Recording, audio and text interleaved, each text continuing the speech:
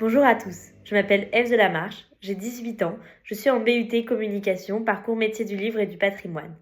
Aujourd'hui, je vais vous présenter mon site web qui porte sur un sujet qui me passionne, les femmes qui ont marqué l'histoire.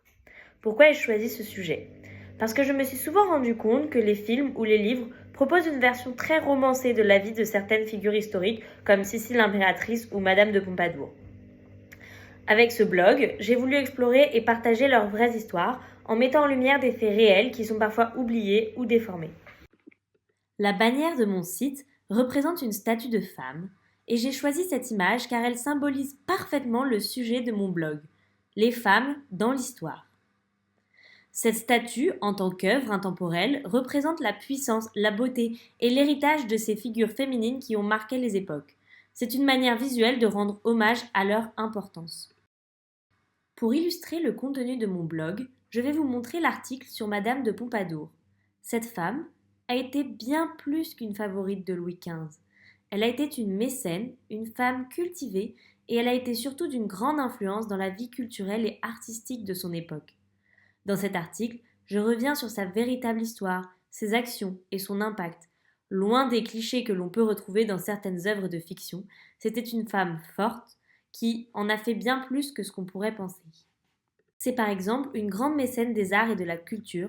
Elle a soutenu de nombreux artistes, écrivains et philosophes de son temps, comme Voltaire et les encyclopédistes de Diderot, d'Alembert.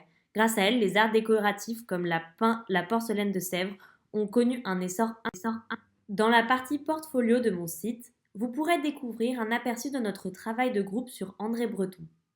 Nous avons suivi ses pas dans Paris en explorant les lieux marqués par son influence surréaliste et avons documenté nos découvertes à travers des textes, des photos, des rencontres et des analyses. Ce portfolio montre à la fois notre travail collectif et l'intérêt de ce parcours culturel dans la capitale où nous nous sommes rencontrés et où nous avons rencontré l'univers merveilleux du surréalisme.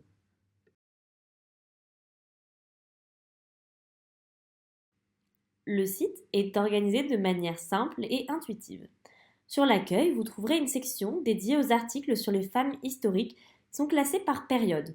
On y trouve les résumés de ces articles pour pouvoir avoir envie de cliquer dessus.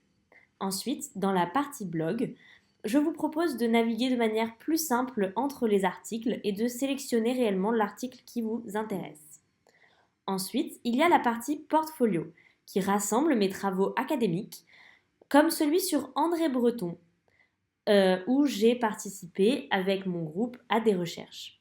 Ensuite, nous avons par exemple celui sur le métier d'éditeur d'art.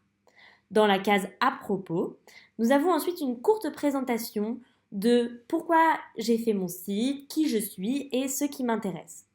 Si l'on clique sur le lien en bas, on peut même accéder à mon CV ou à la page contact. En cliquant sur la page contact, on arrive donc sur le site contact où l'on peut naviguer.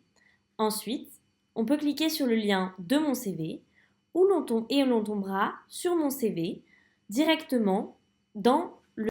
Voilà cette présentation de mon site. J'espère que cette visite vous aura donné envie d'en apprendre davantage sur ces figures féminines fascinantes qui ont marqué l'histoire. Merci beaucoup de m'avoir écouté et n'hésitez pas à visiter mon site pour découvrir de nouvelles histoires passionnantes. À bientôt.